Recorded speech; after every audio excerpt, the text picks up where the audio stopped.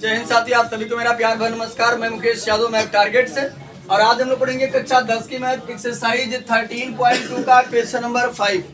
यदि हम बात करें तो इस एक्सरसाइज का हमने पिछली क्लास तक जो है वो 4 क्वेश्चन तक हम लोगों ने कंप्लीट कर लिया था, और आज हम लोग क्वेश्चन नंबर 5 समझते हैं। एक बार स्टेटमेंट रीड करते हैं, फिर सॉल्व करने की कोशिश करते हैं।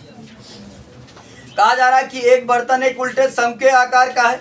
यदि हम बात करें तो करा एक बर्तन है और वो बर्तन कैसा है, उल्टे शंख के आकार के। यदि बच्चे हम बात करें तो शंख को हमारा ऐसे बनता है, अब उल्टा कहेगा तो ऐसे ना बनेगा। करा उल्टे शंख के आकार का है, इसकी ऊंचाई 8 सेमी है। अब अगर हम इसकी ऊंचाई की बात करें बच्चे, ये कितना है, 8 सेमी। ठीक, इसकी ऊंचाई 8 सेमी है और इसके ऊपरी सिरे जो खुला हुआ है, अगर हम बात करें इसका ऊपरी सिरा जो है वो क्या है, खुला हुआ है, बंद नहीं है। ठीक, की त्रिज्या 5 सेमी, यानी इसकी त्रिज्या हमको कितना दे रहा है, 5 सेमी दे रहा है। यह ऊपर तक पानी से भरा हुआ है, और ये पूरा पानी से क्या हुआ है, भरा, पानी से भरा हुआ है। जब इस बर्तन में शीशे की कुछ गोलियां, जिनमें प्रत्येक 0.5 सेमी त्रिज्या वाला एक गोला है। ये बच्चे इसमें कंचा समझ लो, इसमें कुछ कंचे डाले जाते हैं। जिस कंचे की त्रिज्या की अगर हम बात करें तो 0.5 सेंटीमीटर है। ठीक, 0.5 सेंटीमीटर है त्रिज्या वाला एक गोला, यानी एक गोली है, डाली जाती है। तो इसमें से भरे हुए पानी का 1/4 भाग बाहर निकल जाता है। इसमें कुछ गोलियां डाली जाती हैं, और जब कुछ गोलियां डाली जाती है तो पानी का 1/4 भाग बाहर आ जाता है। ठीक, 1/4 भाग बाहर निकल जाता है। बर्तन में डाली गई शीशे की गोलियों की संख्या ज्ञात कीजिए। तो ये बताइए इस बर्तन में कितने शीशे की गोलियां डाली गई हैं। ठीक, एक बार ओरल हम अपनी भाषा में क्वेश्चन समझने की कोशिश करते हैं कि क्या कहा जा रहा है। देखो, कह रहा है कि एक उल्टा शंख के आकार का है, इसकी ऊंचाई 8 सेमी, त्रिज्या इतना है। इसमें कुछ गोलियां डाली जाती हैं जिनकी त्रिज्या 0.5 सेंटीमीटर है। जब इसमें गोलियां डाली जाती हैं तो 1/4 भाग पानी जो है बाहर निकल आता है। तो ये बताना है इसमें कितनी गोलियां डाली जा रही है। तो ये बच्चे, अब हमने ये दिमाग लगाया कि हम इसको करें तो करें, क्या करें। तो ये बच्चे समझेगा, हमने ये सोचा कि पहले तो हम ये पता कर लें कि कितना पानी बाहर निकल रहा है। तो कह रहा है 1/4, किसका 1/4, जो टोटल था उसका 1/4। तो हम पहले क्या काम करें, इस शंकु का आयतन निकाल लें, यानी पानी का आयतन बराबर शंकु का आयतन, क्योंकि उसी में रखा गया है। तो शंकु का आयतन निकालेंगे तो पानी का आयतन आ जाएगा। अब उस पानी का 1/4 भाग निकाल लेंगे, तो ये पता चलेगा कितना पानी बाहर निकल आया है। अब फिर ये समझिएगा, फिर हम ये देखेंगे कि एक गोली अगर हम डालते हैं तो कितना पानी बाहर आता है। एक गोली का हमको पता हो जाएगा, और जितना पानी आया है, जितना पानी बाहर आया उतना आयतन, उतने आयतन में एक गोली के आयतन से क्या करेंगे, भाग कर देंगे। तो आसानी से हमको गोलियों की संख्या पता हो जाएगी। ये चीजें ओरल कुछ आपको समझ में आई होंगी, बाकी हम बता रहे हैं एक एक पॉइंट को, समझ में आने वाली है। तो यहाँ समझिएगा बच्चे ध्यान से, कुल मिला करके हमें गोलियों की संख्या पता करना है। देखो, हमने हमारे बताने का मतलब क्या था कि 1/4 जो भी पानी आया होगा, मान लेते हैं जो भी 150 मिलीलीटर या लीटर, किलोलीटर, जो भी समझना चाहो समझ लो। ठीक, मान लेते हैं 100 ml ही बाहर आ रहा है, एक सपोज मानते हैं, कुछ मान लीजिए। अब अगर हम ये 100 ml पानी बाहर आ रहा है, अब अगर हम ये पता कर लें कि एक गोली अगर हम डालते हैं तो कितना पानी बाहर आ रहा है। अब ये कैसे पता करेंगे, ये समझिएगा बच्चे ध्यान से। कैसे पता करेंगे, जैसे कोई गोली अगर आप पानी में डालते हैं तो वो कितना पानी बाहर निकालेगी, जानते हैं, जितना गोली का आयतन होगा, जितना जाकर वो जगह घेरेगी उतना पानी बाहर आ जाएगा, है ना। तो हम क्या करें, एक गोली का आयतन निकाल लें, ये पता चल जाएगा कि एक गोली डालेंगे तो इतना पानी बाहर आएगा। तो अब इतना पानी बाहर आने के लिए मान लेते हैं एक गोली हमने डाला तो 10 ml पानी आया, कितना पानी बाहर आया। अब हमको पता करना हो कि बताइए कि हम कितना गोली डाल दें कि 100 ml पानी बाहर आ जाए, तो क्या करेंगे, आप भाग करेंगे। जैसे देखो, मान लेते हैं कि हम 100 रुपए बाजार लेकर के गए, कितना, 100 रुपए, और एक आलू का दाम हमने मान लिया 10 रुपए। हालांकि ऐसा है नहीं, बस मान रहे हैं, यानी एक आलू का हमने दाम कितना माना, 10 रुपए। तो बताओ, ये हम 100 रुपए में कई आलू ले सकते हैं। आपने किया क्या कि टोटल में जो एक का रेट था उसी से भाग कर दिया, तो टोटल माने तो कितना पानी बाहर आ रहा है, और एक गोली डाले तो कितना पानी बाहर आ रहा है, तो क्या करें, टोटल में इससे भाग कर देंगे। जैसे आपने 100 में भाग किया 10 से, ऐसे इसे भी भाग कर देंगे। तो यानी हमको पता क्या करना पड़ेगा, पहले पानी का आयतन, उस पानी का 1/4 पता करेंगे, फिर उसके बाद क्या पता करेंगे, एक गोली का आयतन पता करेंगे और भाग कर देंगे, तो हमें गोलियों की संख्या पता हो जाएगी। ठीक, तो चलिए, तो सबसे पहले हमको किसका आयतन निकालना है, शंकु का आयतन। तो समझिएगा थोड़ा ध्यान से बच्चे। देखो, अगर बात करें शंकु का आयतन, हमारे पास रेडियस है, हाइट वगैरह सब कुछ आसानी से हम निकाल सकते हैं। तो जाएगा हमारा शंकु का आयतन या पानी का आयतन निकालना, पानी का आयतन बराबर शंक्वाकार बर्तन का आयतन। क्योंकि पनिया तो शंक्वाकार बर्तनों में रखा गया है, तो पनिया भी तो शंक्वाकार होगा। ठीक, हालांकि पानी का कोई आकार नहीं होता, जिस बर्तन में रखा जाता है वो उसी का आकार ले लेता है। जैसा कि आप साइंस में पढ़े होंगे द्रव के बारे में। ठीक, उसका क्या निश्चित होता है, आयतन निश्चित और आकार अनिश्चित होता है। इसका दोनों अनिश्चित होता है, गैस का, उसका ना आकार निश्चित होता है ना। ठीक, क्या समझिए, यहाँ पर यानी पानी का कोई आकार नहीं होता, जिस बर्तन में रखते हैं वो उसी का आकार ले लेता है। तो पनिया भी किसके आकार हो गया है, शंक्वाकार। ये बच्चे शंकु का आयतन होता है 1/3 पाई r स्क्वायर h, और यहाँ पर हमने शंकु की त्रिज्या को माना है r1, तो r1 का स्क्वायर h वैल्यू रख देते हैं बच्चे। तो 1/3 पाई का मान 22/7, रहने दे का वहां भी पाई कट जाएगा, पाई रहने दीजिए, फालतू कैलकुलेशन बढ़ जाएगा। क्या 1/3 पाई, r1 कितना बच्चे 5, 5 का स्क्वायर इंटू त्रिज्या कितना है 8। ये बना हमारा कुल मिला करके 1/3 पाई, ये हो जाएगा 25 गुणते 8, 25 अट्ठे 200, 1/3 पाई गुणा कर देता, 25 अट्ठे 200, 200/3 pi metre cube, metre cube, metre में मीटर क्यूब। ये बच्चे ये तो पानी का आया, पानी का सेंटीमीटर दिया, कहाँ सेंटीमीटर दिया, अच्छा सेमी दिया का, यहाँ सेमी दिया तो सेमी रहेगा, यूनिट जो दिया वही रहेगा।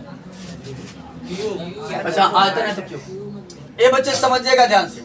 ये तो पानी का आयतन आया, लेकिन पानी पूरा बाहर नहीं आ रहा था, 1/4 भाग पानी आया था, है ना। क्या इसका निकाल देखो, पानी का 1/4 भाग, पानी के आयतन का 1/4 भाग, 1/4 भाग को लिए क्या करेंगे हम, 200/3 पाई गुणते 1/4। तो 4 1 के 4, 4 पंचे 20, हो गया कितना 50, हो गया 50/, पाई सेमी क्यूब। ठीक, अब चलिए हमने पता कर लिया कि कितना पानी बाहर आ रहा है। पानी जो बाहर आ रहा है वो आ रहा 50/3 पाई सेमी क्यूब या घन सेमी। ठीक, अब हम ये पता करेंगे कि अगर हम एक गोली डाल रहे हैं तो कितना पानी बाहर आ रहा है। क्या लिखेंगे हम, गोली का आयतन, और गोली किस आकार की होती है, गोले के आकार की। गोली का आयतन बराबर, और गोले का आयतन क्या होता है 4/3 पाई r क्यूब, तो जाएगा 4/3 पाई, और इसका भी r दिया है 0.5 का क्यूब। ठीक, ये बन जाएगा हमारा 4/3 पाई। ये बच्चे इसको 3 बार करेंगे तो जाएगा 0.5 इंटू 0.5 इंटू 0.5। ऐसे समझिएगा थोड़ा ध्यान से।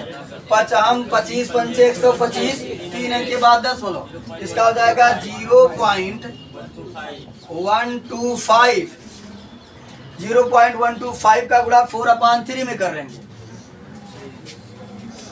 तो यहाँ समझिए बच्चे 100 चौको 425 चौको 100 यानी हो जाएगा कितना 500 और कई अंक के बाद 3 अंक के बाद हो जाएगा 0.5 गुणा करना तो आता ना सबको दिखाते हैं हम 0.125 में 4 का गुणा करो तो ये देखो 4 पंचे 20 4 दूनी 8 2 10 4 1 के 4 1 5 4 शून्य शून्य कई अंक के बाद 3 अंक के बाद तो 0.500 तो इसकी कोई भी वैल्यू नहीं है। इसकी वैल्यू तब होती है तो उसके बाद कोई अंक हो 0 रहता तो कोई वैल्यू नहीं होती। इसका हो गया हमारा कुल मिला करके 0.5 गोली का आयतन बराबर गोली का आयतन बराबर ये बच्चे कितना आया 0.5 बटे 3 पाई सेमी क्यूब। ये बच्चे जब हम एक गोली डालेंगे तो उतना पानी बाहर आ जाएगा। ठीक जब अगर एक गोली डालते हैं तो कितना पानी बाहर आएगा 0.5/3 पाई सेमी क्यूब। और पूरा पानी कितना बाहर आ रहा है इतना। तो हमने सोचा कि कई गोली डाल दे तो उतना पानी बाहर आ जाए तो क्या काम करेंगे हम भाग कर देंगे। ठीक देखिए कि गोलियों की संख्या बराबर एक गोली गोलियों की संख्या गोलियों की संख्या बराबर ये बच्चे बाहर निकले हुए पानी का आयतन बटे एक गोली का आयतन। ठीक इतना कितना 50 बटे 3 पाई बटे एक गोली का आयतन है 0.5/3 पाई। ये बच्चे समझे जो करता है अभी आएंगे तो बहुत मार्क बता दे रहे अक्षर दलितर नहीं तो पढ़ नहीं पा रहे। क्या देखो दूसरा चौथे से कट जाता है 3 से 3 कटा पाई से पाई कटा। ठीक यानी मिला कर बना हमारा ये 50 बटे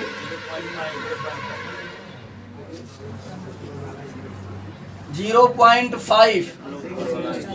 ये बच्चे अगर समझिएगा अगर यहाँ नीचे हम दशमलव घिसकाएंगे ऊपर 0 बढ़ जाएगा तो हो जाएगा ये 500 बटे 5 यानी ये घिसके कैसे आएगा 0.5 था तो ऐसे हो जाएगा।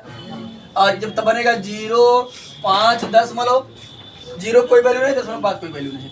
अब काट देंगे इसे 5 से काटे 5 अक्के 5 से काटे 5 अक्के 5 5 शून्य शून्य 5 शून्य गोलियों की कुल संख्या कितनी हो गई 100 गोलियां डालेंगे तो 1/4 भाग जो पानी है वो बाहर आ जाएगा। ठीक तो बस कुछ नहीं था हमने क्या काम किया एक बार शंकु का आयतन निकाला उसका 1/4 भाग निकाल लिया और गोली का आयतन निकाला 1/4 भाग के पानी के आयतन में हमने गोली के आयतन से क्या कर दिया भाग कर दिया। ठीक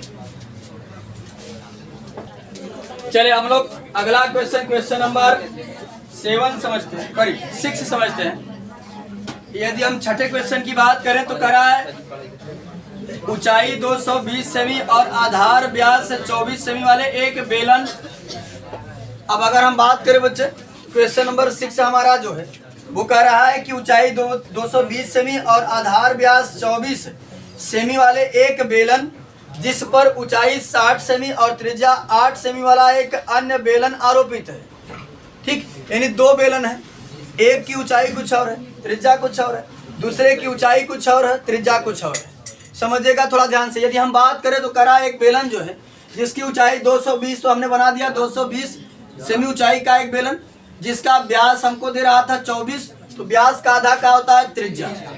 त्रिज्या कितनी बन जाएगी इसकी 12।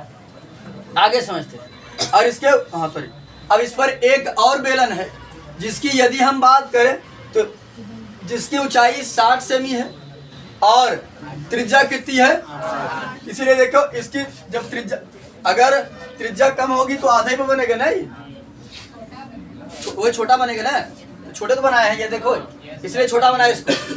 इसकी त्रिज्या ज्यादा है इसकी त्रिज्या कम है तो छोटा बनेगा छोटा हमने बनाया। तो यहाँ समझिए यानी कुल मिलाकर इसे आकृति बनाते हैं ना बनाते तब पर भी क्वेश्चन सॉल्व हो जाता।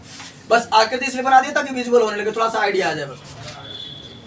चले ये बच्चे अन्य बेलन आरोपित से लोहे का एक स्तंभ बना है, इन लोहे का एक खंभा बना है, ठीक, स्तंभ बना है। इस स्तंभ का द्रव्यमान ज्ञात कीजिए। अभी तक हमसे आयतन पूछ रहा था, इस क्वेश्चन में हमसे क्या कह रहा है, इसका द्रव्यमान, इसका मास बता दीजिए, ठीक है।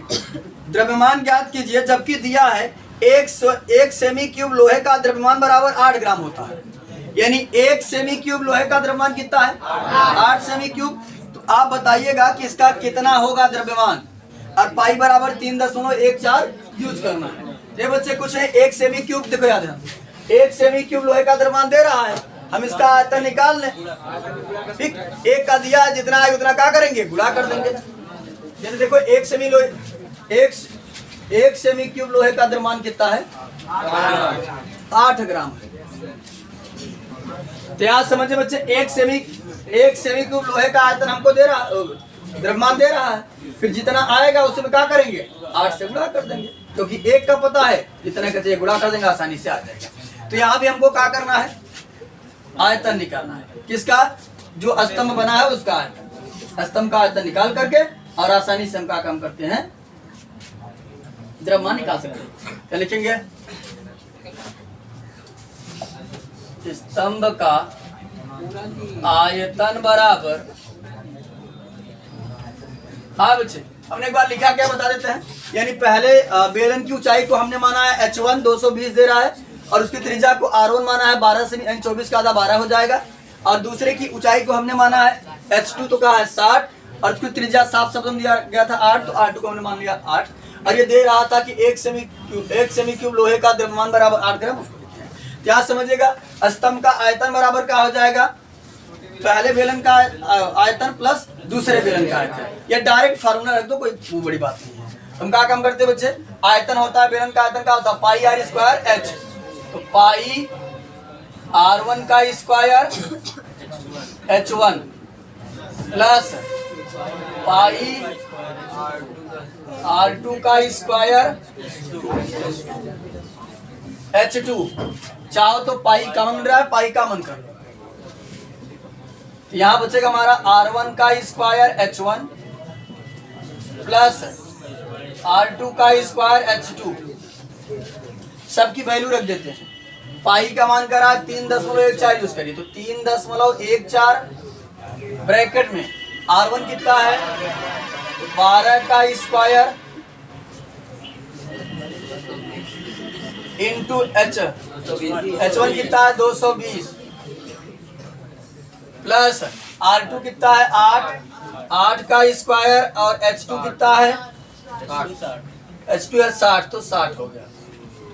चले सॉल्व कर देते हैं, तो हो जाएगा 3.14 ब्रैकेट में, यहाँ अगर करेंगे 12 का स्क्वायर, तो 12 बराबर में 144 होता है, 144 गुणते 220 प्लस 8 28 64 गुणते 60। चलिए यहाँ बनेगा बच्चे हमारा 3.14, और ब्रैकेट में बनेगा, गुणा कर लेते हैं इसका, ये बच्चे 144 गुना 288, और फिर 144 गुना 288, तो जाएगा 8 8 16 का 6, 8 2 10, 1 11, 2 1 3, 31,680।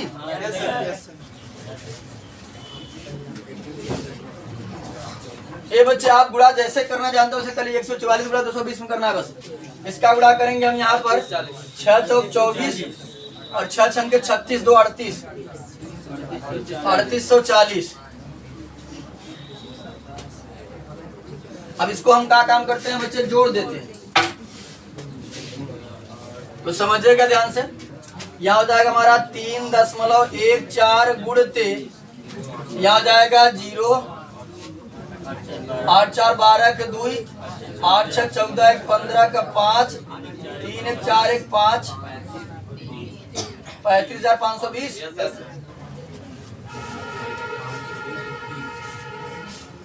यही था ना 35,520। चलिए अब इसका गुणा कर लेते हैं हम लोग। गुणा किसी बच्चे ने किया है? इसका गुणा करेंगे अगर हम 3.14 में, 4 0 0 4 दूनी 8, चार पंचे 20, 4 पंचे 20, 2 22, 4 3 12, 2 14, 0 2 5 5 3, 3 0 0, 3 2 6, 3 5 15, 3 5 15, 1 16, 3 3 9 1 10, आ गया 0 8 2 5 2 7, 8 6 14, 5 5 10 7 14, 15 का 5, 6 3 9 10 11 1 1, 2 अंक के बाद दशमलव, कितना हो गया 111 542.8। यहाँ पर 6 5 11 2 13 होगा। कहाँ 4 6 5 11 2 13, यहाँ 3, यहाँ कितना रहेगा 3। ए बच्चे इतना सेमी क्यूब, ए बच्चे बात ना करो, इतना सेमी क्यूब हमारा जो है वो क्या आया है, स्तंभ का आयतन। ठीक है, आप समझिएगा बच्चे ध्यान से, ये थोड़ी सी बड़ी वैल्यू है तो हम इसे जो है मीटर में चेंज कर लेते हैं। ठीक, तो समझिएगा ध्यान से कैसे।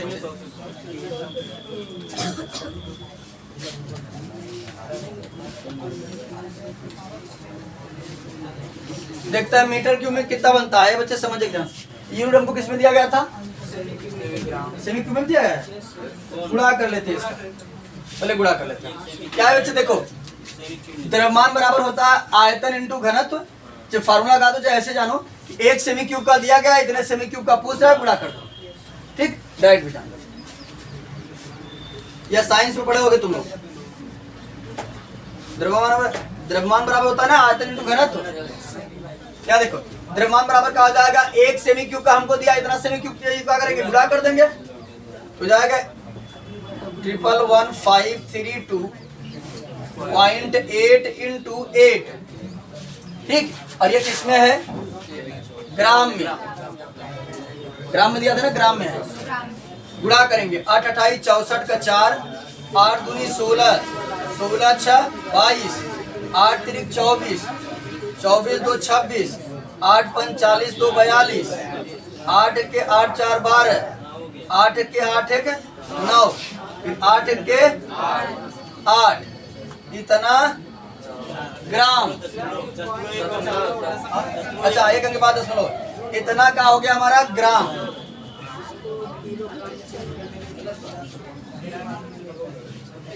अब यहाँ समझो, ये दे रहा होगा क्योंकि क्योंकि ये बड़ी यूनिट है, किसमें दे रहा होगा, किलोग्राम में। ये बच्चे समझेगा, क्योंकि ये बड़ी यूनिट है इसलिए ये ग्राम में नहीं छोड़ेगा।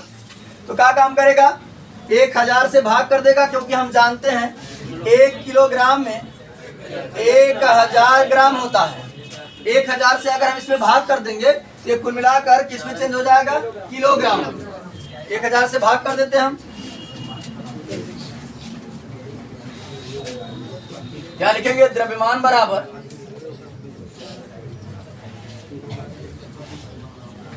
ये हो जाएगा 89,226.4 अपान 1000, और ये किस में चेंज हो गया, किलोग्राम में। अब चाहो तो आप 1000 से भाग देकर तब लिख लेना, या शॉर्टकट तरीका बता दे रहे कि जब 1000 से भाग करेंगे तो 0.3 अंक और इधर घिसक आएगा, ये बन जाएगा हमारा, यहाँ से 3 अंक घिसकेगा तो 1 2 3 यहाँ आ जाएगा, नहीं हो जाएगा 892.2624 kg।